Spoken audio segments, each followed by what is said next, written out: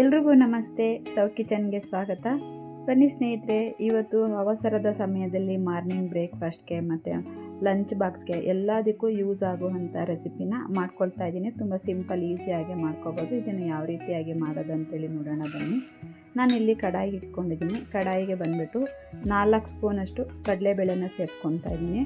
ಕಡಲೆಬೇಳೆ ಸೇರಿಸ್ಕೊಂಡು ಇದನ್ನು ಮಂದ ಉರಿಲಿ ನಾವು ಒಂದು ಕಾಳು ಸಹ ಕಪ್ಪು ಆಗದೇ ಇರೋ ರೀತಿಲಿ ಹುರ್ಕೊಬೇಕು.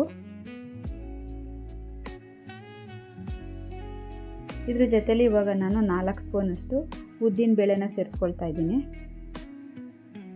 ಉರಿ ಬಂದ್ಬಿಟ್ಟು ನಾವು ಇವಾಗ ಕಮ್ಮಿ ಮಾಡ್ಕೊಬೇಕು. ಉದ್ದಿನ ಬೇಳೆ ಹಾಕಬೇಕಾದ್ರೆ ಉರಿನ ಕಮ್ಮಿ ಮಾಡ್ಕೊಬೇಕು. ಉದ್ದಿನ ಬೇಳೆನೂ ಸಹ ಅದೇ ರೀತಿಯಾಗಿ ಕೈ ಬಿಡದೆ ಇರೋ ಹಾಗೆ ಹುರ್ಕೊಳ್ಬೇಕು. ನೋಡಿ, ಇಷ್ಟು ಹುರ್ಕೊಂಡಾದ್ಮೇಲೆ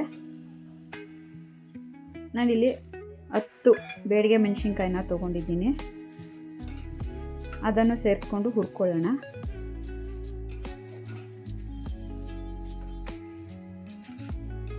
ಇದನ್ನು ಮೊದಲು ಒಂದು ರೌಂಡ್ ಹುರ್ಕೊಂಡಾದ್ಮೇಲೆ ನಾನು ಇದ್ರ ಜೊತೆಲಿ ಒಂದು 15 ಮಣ್ಕಟ್ಟಿಂದು ಮೆಣಸಿನ್ಕಾಯಿ ಸೇರಿಸ್ಕೊಳ್ತಾ ಇದ್ದೀನಿ. ಖಾರಕ್ಕೆ 10 ಬೇಡಿಗೆ ಹಾಕ್ಕೊಂಡಿದ್ದೀನಿ, 15 ಮಣ್ಕಟ್ಟು ಖಾರದ ಮೆಣಸಿನ್ಕಾಯಿ ಹಾಕ್ಕೊಂಡಿದ್ದೀನಿ. ಅದನ್ನು ನೀಟಾಗಿ ಹುರ್ಕೊಳ್ಳೋಣ. ಉರಿ ಬಂದ್ಬಿಟ್ಟು ಇವಾಗ ಸ್ಲಿಮ್ಮಲ್ಲೇ ಇಟ್ಕೊಂಡಿರಬೇಕು. ನೀಟಾಗಿ ಒಂದೇ ಸಮನಾಗಿ ನಾವು ಇದನ್ನು ಹುರ್ಕೊಬೇಕು. ನೋಡಿ, ಒಂದು ಕಾಳು ಸಹ ನಾನು ಸೀಸ್ಕೊಳ್ತಾ ಇಲ್ಲ, ಆ ರೀತಿಯಾಗಿ ಮಾಡ್ಕೊಬೇಕು. ತುಂಬ ಟೇಸ್ಟಿಯಾಗಿರುತ್ತೆ. ನಾನು ಇವಾಗ ಇದ್ರ ಜೊತೆಯಲ್ಲಿ ಧನಿಯಾನ ಸೇರಿಸ್ಕೊಳ್ತಾ ಇದ್ದೀನಿ. ಧನಿಯಾ ಕ್ವಾಂಟಿಟಿ ಬಂದ್ಬಿಟ್ಟು ನಾನು 3 ಹಿಡಿಯಷ್ಟು ಧನಿಯಾ ಹಾಕ್ಕೊಂಡಿದ್ದೀನಿ. 4 ಸ್ಪೂನು ಕಡಲೆಬೇಳೆ, 4 ಸ್ಪೂನು ಉದ್ದಿನಬೇಳೆ ಜೊತೆಲಿ ನಾನು 3 ಹಿಡಿಯಷ್ಟು ಧನಿಯಾ ಸೇರಿಸ್ಕೊಂಡಿದ್ದೀನಿ. ಇದ್ರ ಜೊತೆಲಿ 10 ಲವಂಗ ಮತ್ತು 3 ಇಂಚಷ್ಟು ಚಕ್ಕೆನ ಸೇರಿಸ್ಕೊಳ್ತಾ ಇದ್ದೀನಿ. ಅಷ್ಟನ್ನು ಸೇರಿಸ್ಕೊಂಡು ನಿಧಾನಕ್ಕೆ ಹುರ್ಕೊಳ್ಳೋಣ. ಈ ಕ್ವಾಂಟಿಟಿ ಬಂದ್ಬಿಟ್ಟು ನಾನು ಮಾಡ್ಕೊಳ್ತಿರೋ ಕ್ವಾಂಟಿಟಿ ಬಂದ್ಬಿಟ್ಟು ಒಂದು 20 ಜನಕ್ಕೆ ಆಗುತ್ತೆ. 20 ಜನಕ್ಕೆ ಮಾಡ್ಕೊಬೋದು, ಅಷ್ಟು ಪೌಡರ್ ಆಗುತ್ತೆ ಇದು. ನಾನಿಲ್ಲಿ ಎಲ್ಲನೂ ಸಮವಾಗಿ ಹುರ್ಕೊಂಡು ಇಟ್ಕೊಂಡಿದ್ದೀನಿ. ಇವಾಗ ಇದನ್ನೊಂದು ಪ್ಲೇಟ್ಗೆ ಹಾಕ್ಕೊಳ್ಳೋಣ. ಇದು ಸ್ವಲ್ಪ ಕೂಲ್ ಆಗಲಿ. ಇವಾಗ ಇದೆಲ್ಲ ಕೂಲ್ ಆಗಿದೆ. ನಾನು ಇವಾಗಲೇ ಮಿಕ್ಸಿ ಜಾರ್ಗೆ ಸೇರಿಸ್ಕೊಂಡು ನುಣ್ಣಗೆ ಪೌಡರ್ ಮಾಡ್ಕೊಳ್ತೀನಿ. ಎಷ್ಟು ನುಣ್ಣಗಾಗುತ್ತೋ ಅಷ್ಟು ನುಣ್ಣು ಫೈನ್ ಪೌಡರು ಇದನ್ನು ಮಾಡ್ಕೊಳ್ತೀನಿ. ಪೌಡರ್ನ ನಾನು ಮಾಡ್ಕೊಂಡಿದ್ದೀನಿ. ನೋಡಿ, ಈ ರೀತಿಯಾಗಿ ಪೌಡರ್ ಮಾಡ್ಕೊಬೇಕು. ಇದ್ರ ಜೊತೆಲಿ ನಾನಿಲ್ಲಿ 50 ಗ್ರಾಮ್ ಅಷ್ಟು ಕೊಬ್ಬರಿನ ಸೇರಿಸ್ಕೊಳ್ತಾ ಇದ್ದೀನಿ. ಕೊಬ್ಬರಿ ತುರಿದು ಇಟ್ಕೊಂಡಿದ್ದೀನಿ. ಇವಾಗ ಇದ್ರ ಜೊತೆಲಿ ನಾನು ಕೊಬ್ಬರಿನ ಸೇರಿಸಿ ಪೌಡರ್ ಮಾಡ್ಕೊಳ್ತೀನಿ. ನೋಡಿ, ಸೇರಿಸ್ಬಿಟ್ಟು ಕೊಬ್ಬರಿ ಸೇರಿಸಿ ಈ ರೀತಿಯಾಗಿ ನಾನು ಪೌಡರ್ ಮಾಡಿ ಇಟ್ಕೊಂಡಿದ್ದೀನಿ. ಇದನ್ನು ಒಂದು ಕಂಟೈನರ್ಗೆ ಹಾಕಿ ಇಟ್ಕೊಂಡ್ಬಿಟ್ರೆ ನಮಗೆ ತಿಂಗಳವರೆಗೂ ಹಾಳಾಗಲ್ಲ, ಅಷ್ಟು ಚೆನ್ನಾಗಿರುತ್ತೆ. ನೆಕ್ಸ್ಟ್ ಇವಾಗ ನಾನಿಲ್ಲಿ ಬಾಣಲೆ ಇಟ್ಕೊಂಡಿದ್ದೀನಿ. ಬಾಣಲೆಗೆ ಬಂದುಬಿಟ್ಟು ನಾನು ಎಣ್ಣೆ ಹಾಕ್ಕೊಳ್ತಾ ಇದ್ದೀನಿ. ಎಣ್ಣೆ ಆದಮೇಲೆ ನಾನಿಲ್ಲಿ 1 ಸ್ಪೂನಷ್ಟು ಸಾಸಿವೆನ ಸೇರಿಸ್ಕೊಳ್ತಾ ಇದ್ದೀನಿ. ಕರಿಬೇವಿನ ಸೊಪ್ಪನ್ನ ಸೇರಿಸ್ಕೊಳ್ತಾ ಇದ್ದೀನಿ. ಇವಾಗ ನಾನು ಸ್ವಲ್ಪ ಇಂಗನ್ನು ಸೇರಿಸ್ಕೊಳ್ತಾ ಇದ್ದೀನಿ. ಹಿಂಗನ್ನು ಸೇರಿಸ್ಕೊಂಡು ಒಂದು ರೌಂಡ್ ಮಿಕ್ಸ್ ಮಾಡ್ಕೊಂಡ್ಬಿಟ್ಟು ನಾನಿಲ್ಲಿ ಅರ್ಧ kg ಅಷ್ಟು ಬದನೆಕಾಯಿನ ಕಟ್ ಮಾಡಿ ಇಟ್ಕೊಂಡಿದ್ದೀನಿ. ಅದನ್ನು ಸೇರಿಸ್ಕೊಳ್ತೀನಿ ಎಣ್ಣೆಗೆ. ಯಾರಿಗೆಲ್ಲ ಬದನೆಕಾಯಿ ಇಷ್ಟ ಆಗಲ್ವೋ ಈ ರೀತಿಯಾಗಿ ರೆಸಿಪಿ ಮಾಡಿಕೊಂಡ್ರೆ ಖಂಡಿತವಾಗೂ ಇಷ್ಟಪಟ್ಟು ತಿಂತಾರೆ. ಅಷ್ಟೊಂದು ಟೇಸ್ಟಿಯಾಗಿರುತ್ತೆ ಈ ರೆಸಿಪಿ. ಒಂದು ರೌಂಡ್ ಎಣ್ಣೆಲಿ ಹುರ್ಕೊಳ್ಳೋಣ.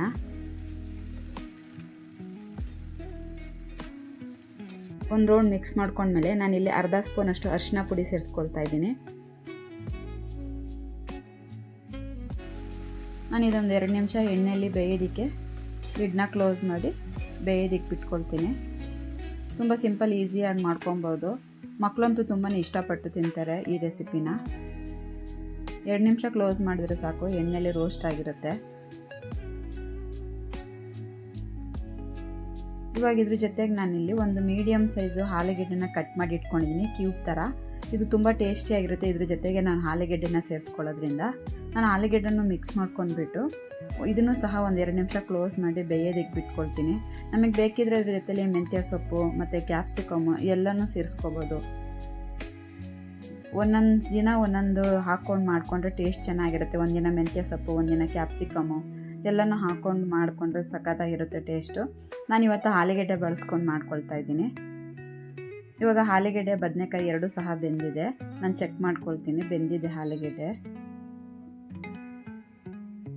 ನಾವು ಚೆಕ್ ಮಾಡಬೇಕು ಅಂದರೆ ಈ ರೀತಿ ಒಂದು ತಟ್ಟೆಗೆ ಹಾಕ್ಬಿಟ್ಟು ಆಲೂಗೆಡ್ಡೆನ ಪ್ರೆಸ್ ಮಾಡಿದ್ರೆ ಗೊತ್ತಾಗುತ್ತೆ ಬೆಂದಿದೆ ಅಂತ ಹೇಳ್ಬಿಟ್ಟು. ನಾನಿವಾಗ ಆಲೂಗೆಡ್ಡೆ ಬೆಂದಾದಮೇಲೆ ಒಂದು ಮೀಡಿಯಮ್ ಸೈಜ್ ಟೊಮೊಟೊ ರುಚಿಗೆ ತಕ್ಕಷ್ಟು ಉಪ್ಪನ್ನ ಸೇರಿಸ್ಕೊಂಡು ಮಿಕ್ಸ್ ಮಾಡಿಕೊಂಡು ಮತ್ತೆ 2 ಸೆಕೆಂಡ್ ನಾನು ಲಿಡ್ನ ಕ್ಲೋಸ್ ಮಾಡ್ಕೊಳ್ತೀನಿ. ಟೊಮೊಟೊ ಸ್ವಲ್ಪ ಮಾಗಿದ್ರೆ ಸಾಕು. ನಮ್ಮ ಮನೆಗೆ ಏನಾದರೂ ಫಂಕ್ಷನ್ ಇದ್ದಾಗ ಮತ್ತು ಹಬ್ಬಗಳಲ್ಲಿ ಈ ರೀತಿಯಾಗಿ ನಾವು ರೆಸಿಪಿನ ಮಾಡಿಟ್ಕೊಂಡ್ಬಿಟ್ರೆ ನಮಗೆ ಕೆಲಸ ಕೂಡ ಕಮ್ಮಿ ಆಗುತ್ತೆ. ತುಂಬಾ ಟೇಸ್ಟಿಯಾಗಿರುತ್ತೆ, ಡಿಫ್ರೆಂಟ್ ಟೇಸ್ಟಲ್ಲಿರುತ್ತೆ ಈ ರೆಸಿಪಿ ಬಂದುಬಿಟ್ಟು. ನಾನು ಒಂದು ರೌಂಡು ಟೊಮೊಟೊ ಎಲ್ಲ ಮಾಗಿದೆ, ಮಿಕ್ಸ್ ಮಾಡ್ಕೊಂಡ್ಬಿಟ್ಟು ಇವಾಗ ನಾನೊಂದು 4 ಸ್ಪೂನಷ್ಟು ಹುಣಸೆ ಹುಳಿ ತೆಗೆದಿಟ್ಕೊಂಡಿದ್ದೀನಿ, ಅದನ್ನು ಸೇರಿಸ್ಕೊಳ್ತೀನಿ. ನಾನು 4 ಸ್ಪೂನ್ ಹುಣಸೆ ಹುಳಿ ಸೇರಿಸ್ಕೊಳ್ತಾ ಇದ್ದೀನಿ. ಅದನ್ನು ಸೇರಿಸಿ ಒಂದು ರೌಂಡು ಉರಿನ ಹೈ ಫ್ಲೇಮ್ ಮಾಡ್ಕೊಂಡ್ಬಿಟ್ಟು ನೀಟಾಗಿ ಬೇಯಿಸ್ಕೊಳ್ಳೋಣ ಒಂದು ರೌಂಡು. ನಾನು ಪೌಡರ್ ಮಾಡ್ಕೊಂಡಿರೋ ಕ್ವಾಂಟಿಟಿ ಬಂದ್ಬಿಟ್ಟು 20 ಜನಕ್ಕೆ ಆಗುತ್ತೆ ಅಂತ ಹೇಳಿದೆ. ಇವತ್ತು ನಾನು ಬಂದ್ಬಿಟ್ಟು ಅರ್ಧ ಕ್ವಾಂಟಿಟಿನ ಸೇರಿಸ್ಕೊಳ್ತಾ ಇದ್ದೀನಿ. ಅರ್ಧ ಕ್ವಾಂಟಿಟಿ ಅಂದರೆ ಒಂದು 8 ಜನಕ್ಕೆ ಆಗುತ್ತೆ ನಾನು ಮಾಡ್ಕೊಳ್ತೀರ ಇಲ್ಲಿ ಗೊಜ್ಜು ಬಂದುಬಿಟ್ಟು. ರುಬ್ಬಿಟ್ಕೊಂಡಿರೋ ಪೌಡರ್ನ ಸೇರಿಸ್ಕೊಳ್ತೀನಿ ನಾನಿವಾಗ. ಇದನ್ನೇನು ನಾವು ಜಾಸ್ತಿ ರೋಸ್ಟ್ ಮಾಡ್ಕೊಳ್ಳೋದು ಬೇಡ, ಆಲ್ರೆಡಿ ರೋಸ್ಟ್ ಮಾಡ್ಕೊಂಡಿರೋದ್ರಿಂದ ಆಯಲಲ್ಲಿ ಹಾಕ್ಬಿಟ್ಟು ಒಂದು ರೌಂಡ್ ಮಿಕ್ಸ್ ಮಾಡ್ಕೊಳ್ಳೋಣ ಸಾಕು.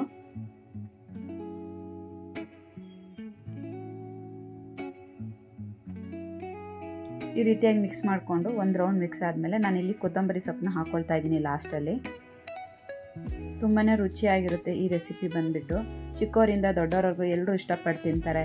ಮಕ್ಕಳಿಗೆ ಲಂಚ್ ಬಾಕ್ಸ್ ಕಟ್ಟೋದಕ್ಕೆ, ದೊಡ್ಡವ್ರಿಗೆ ಲಂಚ್ ಬಾಕ್ಸ್ ಕಟ್ಟೋದಕ್ಕೆ ತುಂಬಾ ಟೇಸ್ಟಿಯಾಗಿರುತ್ತೆ ಈ ರೆಸಿಪಿ ಬಂದುಬಿಟ್ಟು. ಗೊಜ್ಜು ಇವಾಗ ರೆಡಿಯಾಗಿದೆ, ನಾನು ಫ್ಲೇಮ್ ಆಫ್ ಮಾಡ್ಕೊಳ್ತೀನಿ. ಇದ್ರ ಜೊತೆಗೆ ಇವಾಗ ರೈಸ್ನ ಮಿಕ್ಸ್ ಮಾಡ್ಕೊಳ್ಳೋಣ. ನೋಡಿ ಎಷ್ಟು ಚೆನ್ನಾಗಿ ಕಲರ್ಫುಲ್ಲಾಗಿದೆ, ನೋಡೋದಕ್ಕೆ ಇಷ್ಟೊಂದು ಕಲರ್ಫುಲ್ಲಾಗಿದೆ. ನೀವು ಮಾಡಿ ತಿಂದು ನೋಡಿ ಟೇಸ್ಟ್ ಹೇಗಿರುತ್ತೆ ಅಂತೇಳಿ, ಅಷ್ಟೊಂದು ತುಂಬಾ ಚೆನ್ನಾಗಿರುತ್ತೆ. ನಾನು ರೈಸ್ ರೆಡಿ ಮಾಡಿ ಇಟ್ಕೊಂಡಿದ್ದೀನಿ, ಮಿಕ್ಸ್ ಮಾಡ್ಕೊಳ್ತೀನಿ.